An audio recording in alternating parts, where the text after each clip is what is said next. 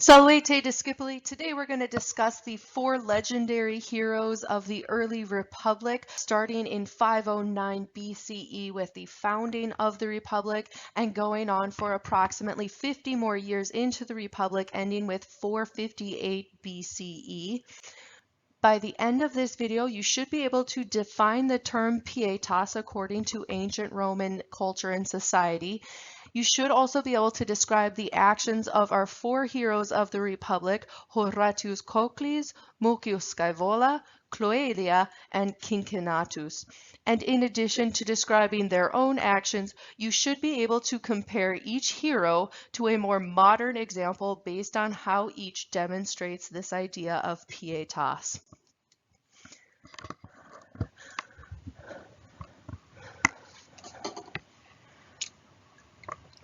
Now, heroes in any culture, including ancient Rome, are heroes because they exude one of the supreme values of that particular society or culture.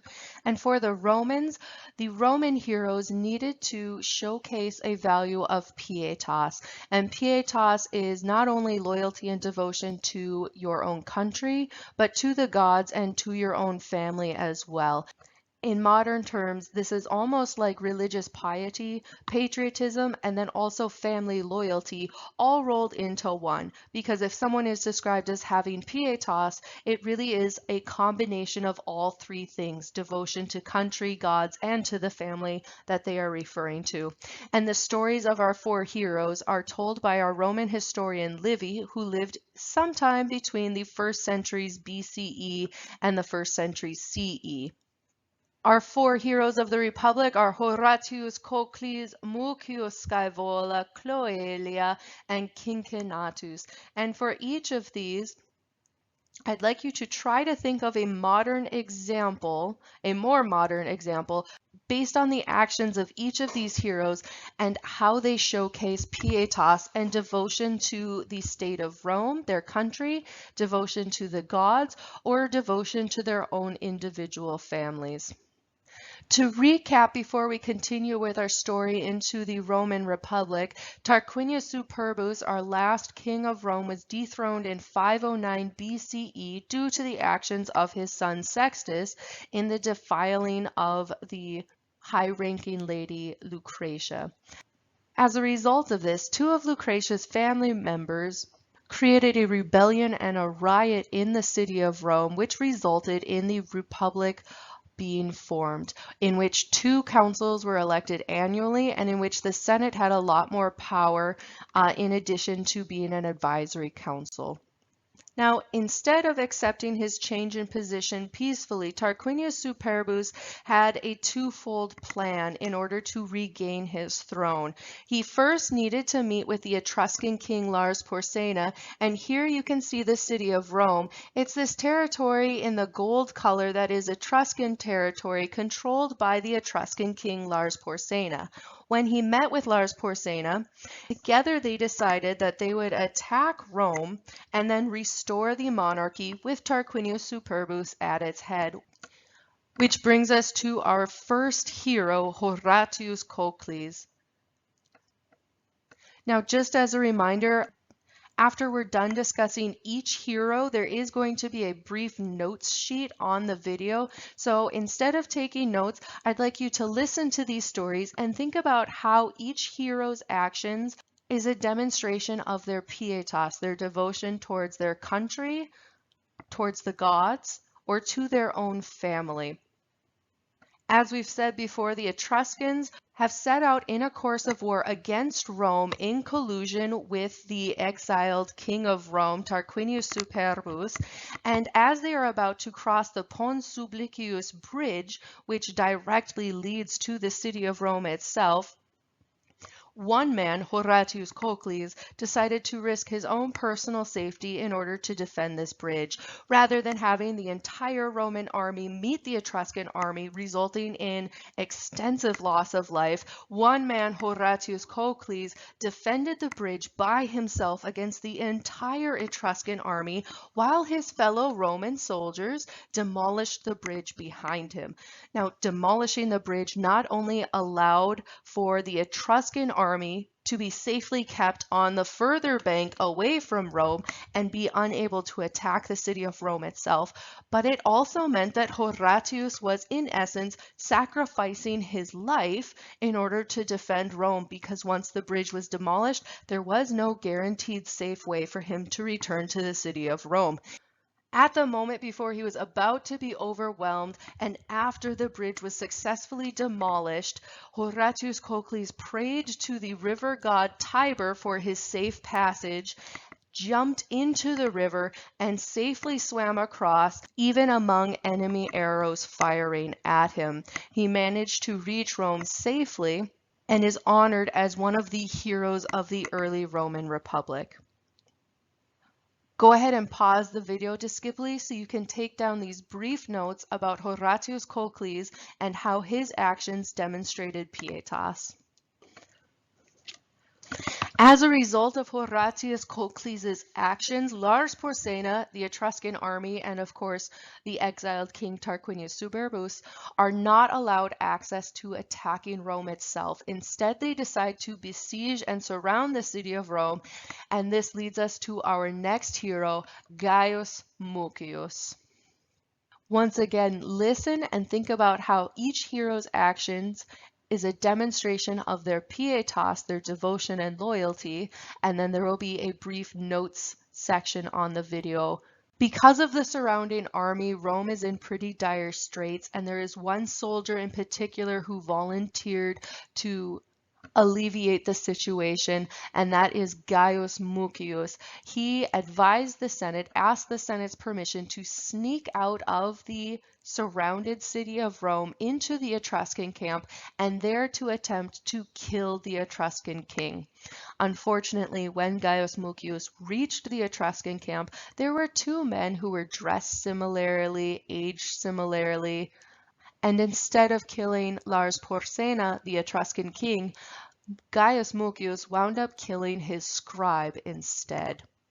As a result, Lars Porsena, who survived the assassination attempt, ordered his men to surround Gaius Mucius and to begin torturing him for information concerning the military defenses around Rome itself. Right as Gaius Mucius was about to be tortured by the Etruscan soldiers, Gaius Mucius did something that surprised the Etruscan king, Lars Porsena. He stuck his right hand directly into the fire as a demonstration of his loyalty and determination to not give away any information to the Etruscan king, no matter the circumstances and no matter the torture that he had to endure. Lars Porsena, the Etruscan king, was so impressed that he sent Gaius Mucius home with no further harm done to him. And as a result, the Romans vote him the family honor of a third name, the cognomen, Scaevola meaning lefty, in commemoration of his uninjured left hand. Go ahead and pause the video as you take notes on the most notable actions of Gaius Mucius Scaevola and how his actions describe pietas. In addition to sending Gaius Mucius home without any further injury, Lars Porsena is again so impressed that he orders the withdrawal of his troops in exchange for Roman hostages. Typically in the ancient world, Roman hostages will be the sons and daughters of high-ranking members of society to ensure good behavior on the other's part. So the Romans agreed to this and gave forth 100 of their children to Lars Porsena and his camp in order to ensure that they would continue peaceful interactions to Lars Porsena and his camp in order to ensure that they would continue peaceful interactions with the Etruscans. One of those hostages was a woman named Cloelia. Once again, please just listen as we're reviewing the story of Cloelia, and there will be a notes sheet later on in the video. There's not much known about the family origins of Cloelia, but after she was sent to the camp, Livy tells us that she manages to escape, and not only did she manage for herself to escape, but she managed to lead the other female hostages out of the Etruscan camp. They swam in the dark across the Tiber River without notice from any of the Etruscan guards posted to watch them. Quite naturally, since it was in contradiction to the terms of the peace treaty, the Etruscan king Lars Porsena demanded her return. The Romans agreed to the return of Cloelia, but a surprising thing happened when she returned into the custody of Lars Porsena. Once again, Lars Porsena is so impressed by her pietas that he gives her a choice. Either go freely back to Rome, or choose half of the remaining hostages to go freely in her place. As a true patriot, Cloelia decides to stay and chooses the male half of the remaining hostages. Her rationale for this in choosing the men was that the men were more necessary to the protection of Rome should further hostilities arise, or should her hostilities against someone else arise in the future. As a result, Cloelia stayed with Lars Porsena in the Etruscan camp and was eventually married to an Etruscan soldier, while the remaining half of the male hostages freely returned to Rome and the safety of their families. As a result of Cloelia's action, not only did the peace treaty continue, but a more legally binding peace treaty came into effect, and Lars Porsena essentially withdrew all of his troops from the areas surrounding Rome and returned to his Etruscan cities, thus ending the Etruscan threat against Rome immediately after the end of the monarchy and completely preventing any of Tarquinius Superbus's plans to restore the monarchy from ever succeeding. Go ahead and pause the video so you can write down the notes, a recap of the actions of Cloelia. Our previous three Republican heroes were all heroes that came against the Etruscan king Lars Porsena immediately after the founding of the Roman Republic. For our last Republican hero, we need to fast forward approximately 50 years to 458 BC. We have a different enemy against Rome. This time it's the Aequi army, a small tribe to the southwest of Rome. And in a small military campaign with one of the councils of Rome, one of those two chief executives that shared power in Rome, the Roman army as well as the council were captured by an Aequi tribe at Mount Algidus, just to the south of Rome itself. Now, unfortunately in Rome, just because one rises to the rank of consul, that office of highest power, it doesn't necessarily mean that both consuls are going to be gifted in terms of military strategy. The council that happened to be captured by the Aequi on Mount Algidus was in fact the council that was more militaristically gifted. The Senate decided that the other council was not capable of leading a force to rescue the captured council and army, and they decreed that there was a need for a dictator. That special and temporary office for only 6 months that results in one man having supreme power over all forms of the government. And they decreed that that man would be a small landowner named Cincinnatus. Once again, as you listen to the story of Cincinnatus, think about how Cincinnatus's actions demonstrate pietas, and then you'll be able to take notes later in the video. Now, although Cincinnatus was a small landowner, he was from a patrician high-class family, and he had been well trained in all matters of military strategy. It is primarily because of this reason, as well as his well-known love of his city, that he was chosen to be dictator. His first step was to call forth every able-bodied man, in addition to the remaining army, to meet on the Campus Martius, or the field of war. With them, they needed to bring their own weapons and armor, a 5-day supply of food, and 12 poles in order to build a palisade and in order to be used for potential defensive purposes. Now, when they arrived at Mount Algidus, Cincinnatus and his army quickly saw that they were still completely overwhelmed in terms of numbers. So instead of being able to rescue the council and the captured army with the advantage of higher numbers, instead he had to rely on cunning and military strategy.